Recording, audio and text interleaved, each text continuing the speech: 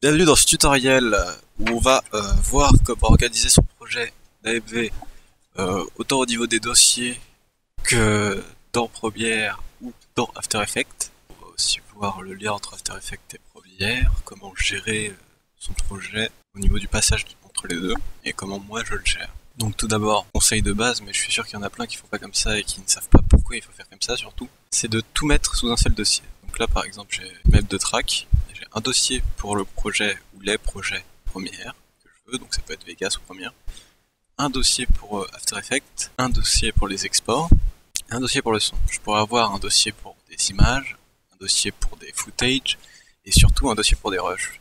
Et là j'ai pas assez de place sur ce disque dur pour mes rushs, mais du coup avec les rushs HD, ça suffit très bien s'ils sont dans un autre disque dur, mais qu'ils soient tous ensemble. Plus les choses sont ensemble, plus c'est facile au cas où le disque dur se renomme ou quelque chose comme ça, c'est plus facile à retrouver. Comment on organise un projet Premiere. J'ai trouvé mes rushs, mais ça on n'en parlera pas du DRush. Cross en parle, je ferai un spécial sur les DRush, s'il y en a besoin. Là j'ai mon dossier avec mes rushs, mon dossier d'AMV. Donc j'ouvre Premiere pour commencer le montage de son AMV. Le duo Premiere AE, c'est qu'on ouvre Premiere d'abord. Donc là on a plusieurs choix, soit ouvrir ce qu'on a déjà créé, donc là normalement vous n'avez rien créé, donc on fait un nouveau projet. Première fenêtre qui s'affiche, on va mettre le titre du projet, genre YOLO Swag. Et là, je choisis où je vais enregistrer. Donc, vous faites un petit dossier, vous créez votre petit dossier Premiere et vous enregistrez dedans le projet, tout simplement. Vous faites OK, tout ça, faut pas toucher, c'est chiant. Je fais OK, et là, on a Premiere, attention, ça fait très peur. Donc, on crée des séquences de montage et on va les voir s'afficher sur ces fenêtres. Donc, vite fait l'interface. Donc, ici, nous avons le projet, c'est ici qu'on dépose tous nos rushs. Moi qui ai écrit importer les médias pour commencer. Importer plusieurs manières les médias, mais j'y viens plus tard. Donc, ici, on a la fenêtre des options du média. Donc quand on aura ouvert des médias, on aura plein de trucs. Ici, on aura plein de trucs. Et ici, il y aura les effets qu'on voudra mettre. Ici, c'est la fenêtre de visualisation de la séquence qu'on a créée, mais là, on n'a rien créé. Ici, c'est le panneau de montage. Il y a des séquences et notre timeline, en fait. Et là, le panneau des effets, on peut voir les marqueurs qu'on a fait, l'historique des modifications. Bien sûr, tout ça est modifiable, mais j'en parlerai un peu plus tard. On va importer des médias, mais avant ça, on va parler organisation. Donc, en première, ce qui est bien, c'est qu'on peut vraiment gérer assez bien l'organisation. Comme sur notre dossier, en fait, on va créer des petits dossiers, en créant des chutiers. Donc là, je vais faire un dossier rush, par exemple. Vous allez comprendre l'utilité de tous ces dossiers pendant que je vais les remplir, en fait. Petite précision. Si par exemple, il y a deux saisons de K, bah, je crée un petit saison K, saison 1. Et si j'ai une deuxième saison, je fais tout simplement, on peut bien sûr aller plus loin. Moi, personnellement, je fais un dossier opening, parce que c'est une source particulière. Bien organisé, bien propre, donc il importe les fichiers, on peut les glisser, mais on peut aussi faire un double clic dans la fenêtre et aller chercher le truc. On a nos rushs. Imaginons on les a bien fait. Donc quand on étire, on voit vraiment beaucoup de paramètres qu'on peut tous moduler en allant afficher les métadonnées. Clic droit dans cette partie. Hop, et là on a des milliards de trucs. On peut afficher ou ne pas afficher, donc à vos goûts, à vos envies, ce que vous voulez voir, ce que vous voulez pas voir, et on fait OK. Donc là on voit que tous nos rushs, ce qui est important ici, sont à la même fréquence d'image. Donc normalement il n'y aura pas de problème. Ils sont normalement aussi à la même taille, tout va bien. C'est des bons rushs, bien des rushs. Donc ça, il faut évidemment que ce soit bien dérushé. Et là, il y a plusieurs moyens de créer une séquence. Tout d'abord on peut faire ça. Ici c'est l'outil de création d'éléments. Donc on peut créer une séquence. Clic. Et là on a plein de presets qu'on peut choisir. On peut aussi régler à la main. Et c'est pas spécialement facile, surtout quand on fait des AMV, on sait pas spécialement ce que ça veut dire, DVPAL, etc. C'est des formats officiels qui sont plutôt liés à la télé. Donc nous, on est des gros branleurs, on peut prendre un rush, le glisser là-dedans, et ça va nous créer une séquence qui est formatée par rapport au rush. Et là, on voit tout de suite que le rush s'affiche ici, on peut naviguer dans la timeline. Oh, quel beau rush. Et on voit le rush ici, qui est posé, une timeline assez classique, qui ne fait pas trop peur pour l'instant. Il y a une autre méthode. L'autre méthode, c'est de clic droit sur le rush qu'on veut copier au niveau des paramètres pour créer sa séquence. Et on fait une nouvelle séquence à partir de l'élément. Donc on va appeler cette séquence ours. Ours qui veut dire montage brut, dégueulasse, de gros porc, que je vais mettre en séquence. Ranger tout ça. Hop. C'est pour ça que c'était pas bon. Donc l'ours, c'est une ébauche du montage qu'on veut faire. Et si je voulais ce rush aussi là-dedans, bah tiens, je veux que ce soit ça le montage après, etc. Et je vais créer un petit dossier musique. Je vais importer une musique. Et la musique, normalement, on n'a pas trop à se soucier du son à ce niveau-là. On la glisse en dessous. Donc là, on a créé une séquence. Le truc de Premiere, c'est qu'on peut créer une infinité de séquences. C'est-à-dire que là où dans Vegas, il faut créer un projet pour avoir une timeline, si on veut juste créer la même séquence, une séquence type, on peut dupliquer cette séquence, l'appeler séquence type. On la double-clique pour l'ouvrir ici. Donc ça veut dire que si je double-clique sur ours, déjà, on voit que les deux s'ouvrent et on peut naviguer entre les deux. Mais là, c'est la même, vu que je l'ai copiée. Celle-là, on la vide de tout. Donc, ce sera la séquence type. La séquence dupliquera si on veut faire une séquence montage, on veut copier notre ours dedans. Il faut partir de la séquence type, comme ça on est sûr que tout va bien. Du coup là on voit qu'il y a deux timelines différentes, qui n'ont pas le même montage. On pourrait mettre n'importe quoi là-dedans. Voilà l'avantage. Et on en vient à la possibilité de gérer son espace de travail. Toutes les fenêtres de Premiere sont détachables. On reste appuyé dessus. Métadonnées par exemple, c'est une fenêtre qui a un briquet dans un groupe de fenêtres. On se dit bon, ça va rester ensemble. Non, on fait ce qu'on veut. On la prend et on la glisse. Et là on a des petits carrés qui s'affichent. Du coup, au bout d'un moment on va comprendre comment ça marche. Mais il faut tester un peu pour savoir. En gros, chaque carré correspond à quelque chose. Donc là, ça n'a aucun intérêt métadonnées. Mais par exemple, si je voulais avoir ces deux séquences visibles en même temps, il suffirait que je prenne cette séquence, que je la glisse et que je la mette au-dessus. Et là, on a accès aux deux séquences. Donc on pourrait très bien avoir une séquence avec tous nos rushs sélectionnés. Parce que parfois on dérush et on a vraiment énormément de rushs. Et au final, il n'y en a que quelques scènes qui nous servent. Et là, on aurait le montage et on viendrait piocher. Hop, on bouge à chaque fois entre les deux. Donc, autre fenêtre que j'avais dit, j'en parlerai un peu. Donc, c'est la fenêtre source. Donc, si on sélectionne un élément, si on clique sur quelque chose deux fois, eh bien, il s'affiche ici aussi. Donc, on remarque qu'il y a un très beau prévisualiseur, une belle possibilité de faire des rushs dans le rush. Donc là, ça va modifier directement ici, parce que c'était cet élément que j'ai modifié. Mais on pourrait très bien venir dans rush, double-cliquer, et ça nous ouvre aussi dans la source. Et là, on pourrait venir avec les raccourcis in et out, donc I pour entrer, O pour out, sortie. Et là, je pourrais venir très bien cliquer au milieu de la scène et venir la déplacer, la déposer. Ou bien, si j'avais du son, ce petit truc serait actif. Et du coup, si je fais ça, il va me mettre le son aussi. Donc, parfois, c'est chiant. Alors que si on clique ici, on fait glisser uniquement la vidéo. Le truc très pratique avec Premiere, c'est que tout ce qui peut être expliqué est expliqué quand on reste sur le truc. Et là, il me dit faire glisser la vidéo uniquement. Tout est précisé. Là, c'est la qualité de la vidéo. Si on a fait de la merde et qu'on a mis tout n'importe où, ça c'est parti ici, ça là, que c'est la merde et que c'est dégueulasse, on peut aller dans fenêtre, tout simplement, espace de travail. Et là, on voit qu'on a la possibilité d'enregistrer des espaces de travail. Ça veut dire que là, je pourrais enregistrer mon espace de travail en cliquant sur nouvel espace de travail et je l'enregistrerai. Et donc, si c'est la merde de ouf, on peut réinitialiser l'espace de travail. On fait oui et réinitialise. Moi, j'aime pas trop ce truc de base, je préfère quand le projet est là.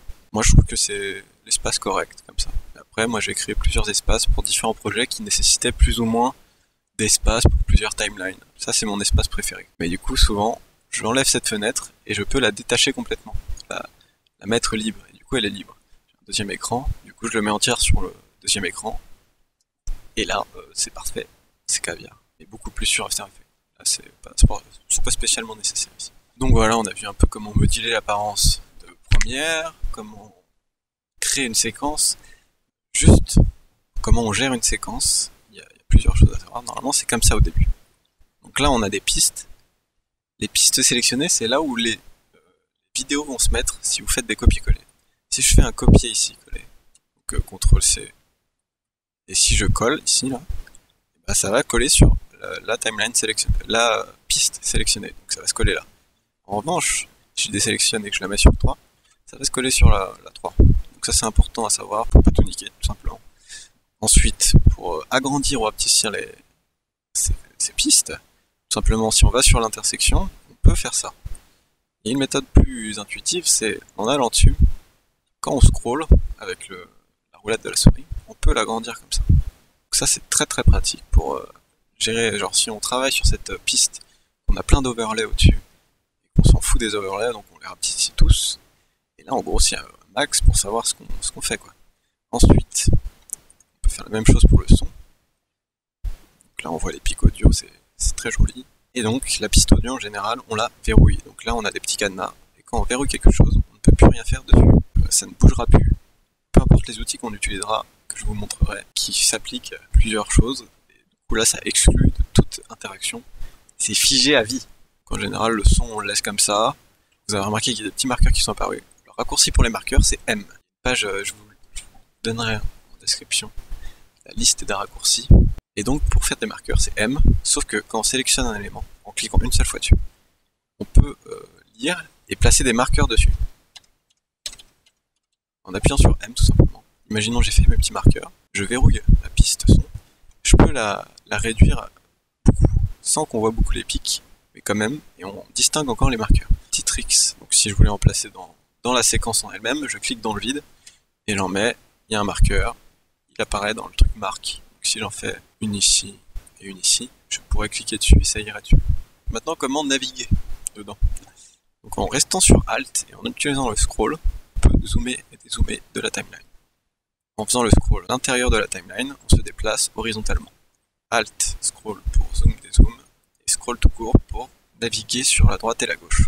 On a toujours cette barre typique des logiciels Adobe, qu'on peut aussi venir grossir à la main, venir déplacer comme ça. Maintenant, on va voir un peu les outils de Premiere, correspondance plus ou moins avec des outils de Vegas. Donc là, c'est la barre d'outils principale, classique. Donc là, on a outil de sélection. Comme je disais tout à l'heure, quand on passe sur quelque chose et qu'il y a un raccourci ou une information, Adobe est très gentil et il nous le dit. Donc là, c'est l'outil de sélection. C'est l'outil neutre, la souris, classique. Ensuite, nous avons cet outil un peu long au niveau du nom. Il suffit de cliquer dessus pour tester. Ça sert à sélectionner tout ce qu'il y a à droite de notre timeline par rapport à là où on clique. Donc si je fais ça, on voit que si j'avais déverrouillé le son, il aurait pris le son en compte parce qu'il est là, même s'il est avant. Que ça aurait tout déplacé. D'où l'intérêt de verrouiller cette piste son si on voulait déplacer que ça. Du coup, on déplace tout à droite et du coup son outil inverse qui prend tout ce qui est à gauche. Ici, on a un outil de prolongation. C'est des outils qui sont aucunement en rapport avec Vegas. Enfin, je ne sais pas comment on fait ça sur Vegas. En gros, si ma scène était comme ça, je prends l'outil de rallongement. J'aimerais que ma scène dure tout ce temps-là et que ça décale tout le montage. Bah, je fais ça et ça décale tout le montage. Ça le rallonge à l'intérieur du montage sans qu'on ait, par exemple, faire sélection de tout ça, déplacer, agrandir, recaler. Non, on peut utiliser cet outil et le faire de manière intuitive. On peut même raccourcir et ça collera aussi. Ça marche dans les deux sens. Celui-là, c'est un peu le même outil, mais en plus intéressant. Donc je vais juste trafiquer 2-3 rushs comme ça. Donc je prends l'outil de modification compensée. Je viens à l'intersection de deux rushs et j'aimerais qu'ils se décalent, mais l'un par rapport à l'autre. Donc déjà, quand je clique dessus, on voit qu'il y a deux vidéos qui s'affichent dans le visualiseur qui me montrent la dernière image des deux rushs. Enfin, la première image du rush de droite et la dernière. Du coup, je peux déplacer les deux en même temps pour ajuster une transition si je me suis trompé quelque part. Genre là. Outil qui peut être pratique, mais qui, au final, souvent on l'utilise peu. On préfère faire ça, hop. On aime bien faire du détail comme ça. Mais on peut utiliser ça. Donc ici, l'allongement compensé, ça fait peur. Et en fait, c'est juste l'outil d'accélération de Premiere. On vient au bout d'un rush et on tire. On augmente sa durée. Et il nous dit le pourcentage de la vitesse. On peut aller dans un sens, dans l'autre. Voilà. Donc ça, c'est juste l'outil d'accélération. Bah, du coup, accélération, c'est intéressant de le retenir. Donc retenez R. Et l'outil cutter, donc l'outil de cut, tout simplement. On cut et CC comme cut. Ça, il faut le retenir. Ensuite, on a le déplacement en dessous. Ça, c'est un peu obscur pour les gens de Vegas. En gros, c'est déplacer un rush à l'intérieur d'une timeline comme si ce rush, en fait, faisait cette taille-là, mais qu'il était en dessous de tout ça, sans écraser. Il était en dessous de toute cette merde. Et en gros, on clique dessus et on peut faire glisser le rush sur lui-même. On modifie la première image et la dernière image, c'est ça qu'on voit dans le prévisualiseur. Donc, si on veut déplacer une scène sur elle-même, sans rien changer au montage, on déplace la scène sur elle-même. Et déplacer dessus, du coup, c'est la même chose, mais par-dessus. On a l'outil plume, qui est souvent utilisé pour les rotos, etc. Et dans Premiere, vous avez dû remarquer qu'il y a une petite ligne là. Il y a une ligne. Du coup, on peut directement mettre des images clés à l'intérieur du montage, sans passer par des fenêtres ou quoi que ce soit. Là, c'est la propriété opacité qui est par nature ici. Donc si je fais ça, je mets deux images clés, et là, je la déplace vers le bas. Ça me fait un fondu. On peut même gérer l'interpolation des images clés ici. Donc on peut faire un petit bézier, et on voit qu'il y a la courbe qui apparaît. On peut se faire un petit kiff avec la courbe. On peut se faire des courbes perso de fondu de ouf. Oui, j'ai oublié d'en parler, mais là c'est mute et là c'est pour le mettre en solo. Rien de spécial, c'est comme Vegas. Voilà, on peut faire des images clés, sauf qu'il n'y a pas que ça qu'on peut faire. À chaque fois que je veux sélectionner un rush, je reviens en cliquant sur V. Que si on fait clic droit dans FX, on voit toutes les courbes qu'on peut afficher directement dans la timeline. On peut faire la position, on peut faire l'échelle, etc. On peut faire la vitesse. Du coup, on peut gérer la vitesse sur la timeline. C'est un peu plus compliqué que l'outil de compensation, qui est ici. Juste à faire ça. Là, c'est un outil plus précis, un peu compliqué à prendre en main. Donc, ensuite, on a la main, qui est juste pour se déplacer, classique. Et on a le zoom. Zoom très bien fait, on peut sélectionner une zone et ça nous agrandit cette zone. Très complexe cet effet. On peut faire Alt pour faire l'inverse, du coup, faire un dézoom. Mais bon, comme je vous l'ai dit, avec Alt et Scroll, c'est la même chose. On voit cette case depuis le début, la case effet. Qu'est-ce que c'est? Donc déjà, les transitions, tout ce qui est rapport avec l'audio, tant qu'on fait pas de trailer ou de vrais films dans la vraie vie, on s'en fout. D'autant plus que dans Premiere, on va éviter au maximum de mettre des effets. Mais on voit qu'on a une case bien remplie d'effets vidéo, notamment en correction colorimétrique, où on a toutes les courbes, les teintes qu'on pourrait avoir dans After Effects. Mais on a aussi, par exemple, moi j'ai installé la suite Magic Bullet. Du coup, si je veux un look, là il y a l'effet look. Comment on applique un effet? On peut aller double-cliquer dans ce rush. On va dans Options d'effet. Et là, je vous présente cette fenêtre dans un instant. Et là, on peut glisser tout simplement l'effet. On peut double-cliquer ou le glisser sur le rush. Ça fait 3 fois la même chose. Donc venons-en vite fait à cette fenêtre qui est l'option d'effet.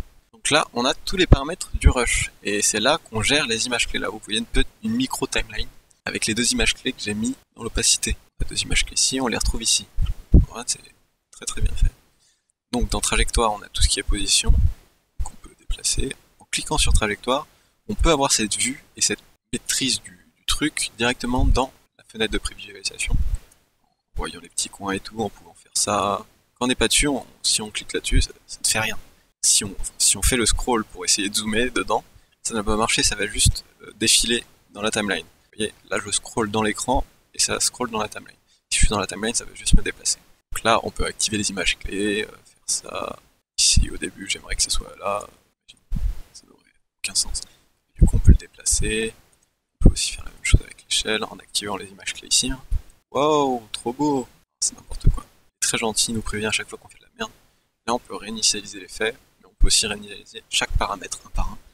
Donc là, on a vu les trajectoires, opacité, tout simplement, c'est pour animer l'opacité. Mais c'est aussi là qu'on peut faire les masques sur Premiere, ce que je vous déconseille. On voit bien que là, c'est fait pour les noobs, enfin pour ne pas être travaillé ici, très peu modulable. Donc si je voulais un cercle, clique sur cercle, et il nous crée un masque de cercle plutôt aride, peu convivial.